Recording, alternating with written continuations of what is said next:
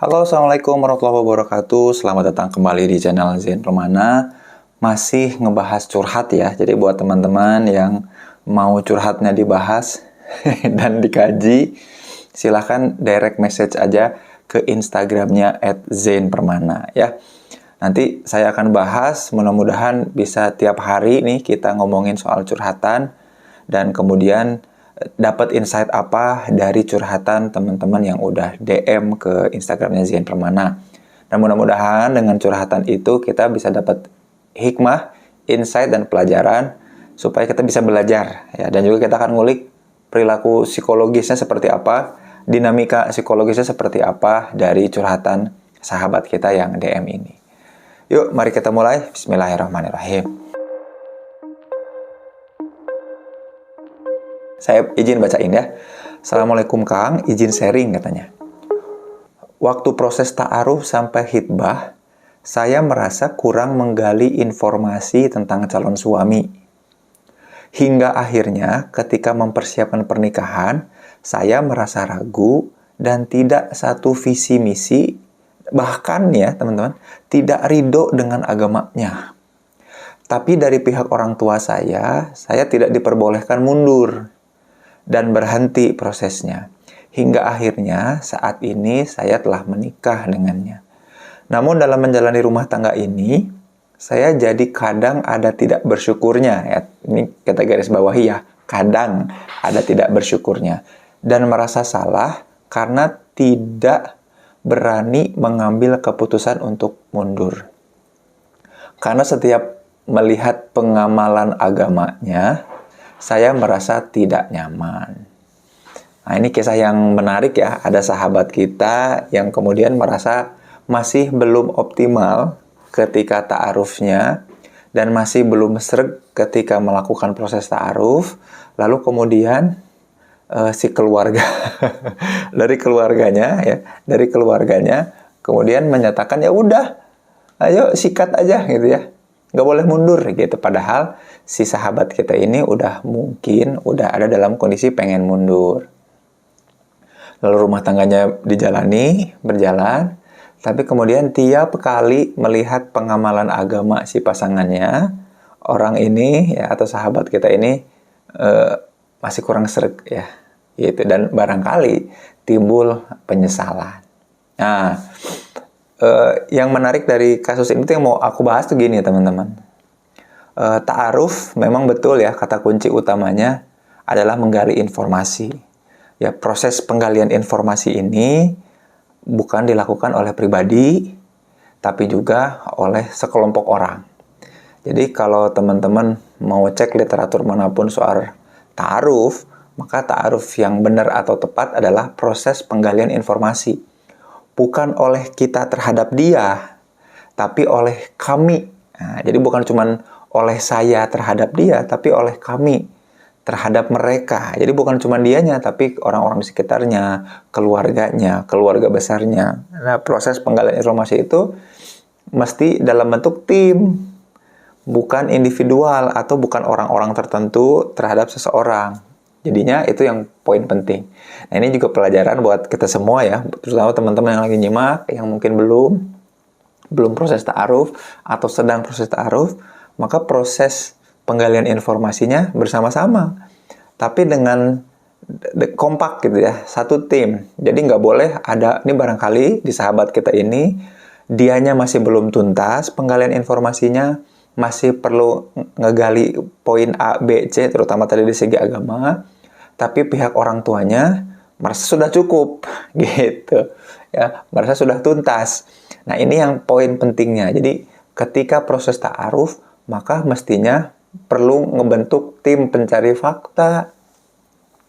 Tim itu yang kemudian provide data. Nah, siapa yang ngambil keputusan? Betul, yang ngambil keputusan memang si calon dan juga baru orang tua, di-provide sama orang tua deal apa enggak, meng-ACC apa enggak gitu ya. Tapi yang nanti ngambil keputusan iya atau tidak itu sebetulnya siapa? Si calon pasangannya. Nah, ini mesti kita pahami bareng-bareng, mesti kita waspada, aware betul ya, sadari betul bahwa Mestinya prosesnya seperti itu, ya. Ada tim mencari fakta, bukan cuma individu yang mencari fakta. Jadi nggak bisa kita nyawa detektif seorang gitu ya, nggak. Tapi ada tim. Kenapa ada tim? Kalau dalam metode ilmiah psikologi itu ada namanya metode triangulasi dan verifikasi. Lebih dari satu orang yang ngambil data, yang nyari informasi itu penting supaya kita saling cross-check.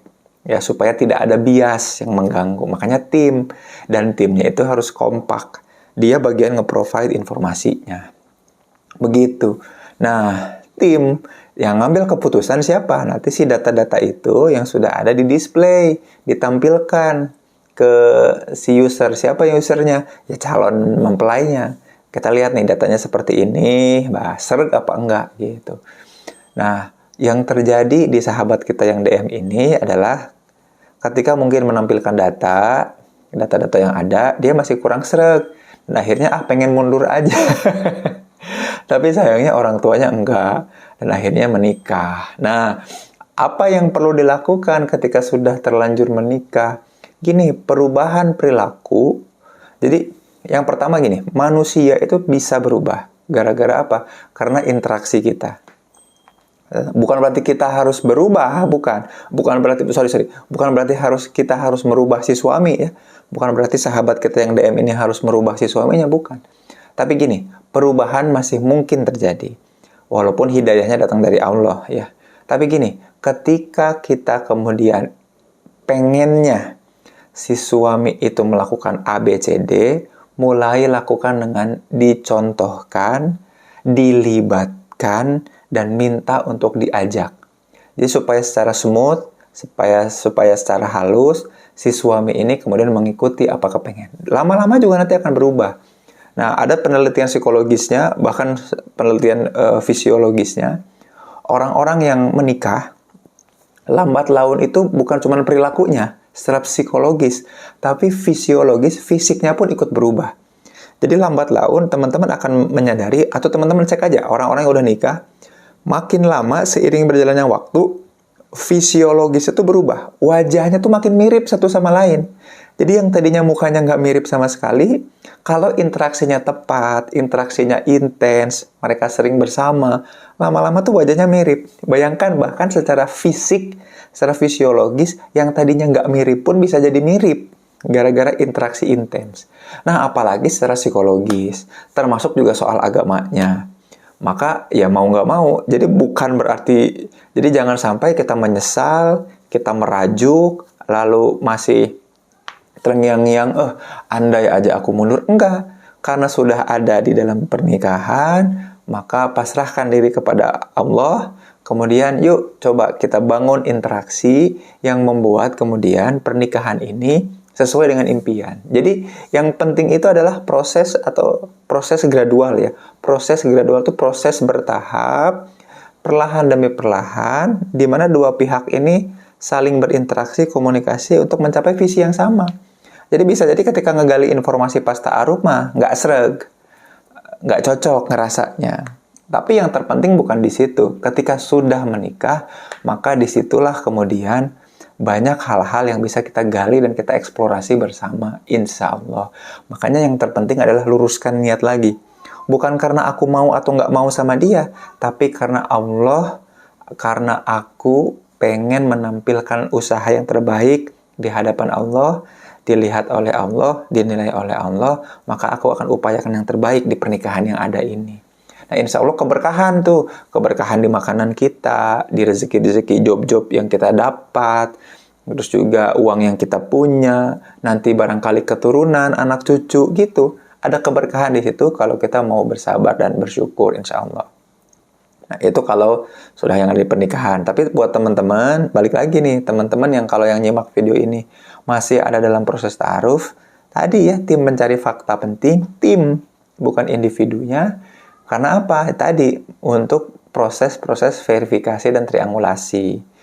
Supaya nanti ketika memutuskan, bismillah, insya Allah sudah melakukan yang terbaik dan udah nggak ada embel-embel penyesalan lah, pengen mundur lah, andai ini, andai begitu, nggak usah. Jadi fokusnya itu ke here and now, saat ini dan sekarang, lakukan yang terbaik untuk saat ini dan sekarang. Apakah teman-teman punya pendapat lain? atau punya pendapat yang berbeda, tolong share di deskripsi, komentar di bawah, di kolom komentar di bawah. Sampai jumpa di video selanjutnya. Kalau teman-teman mau curhat, DM aja ke Instagram Zihin Permana.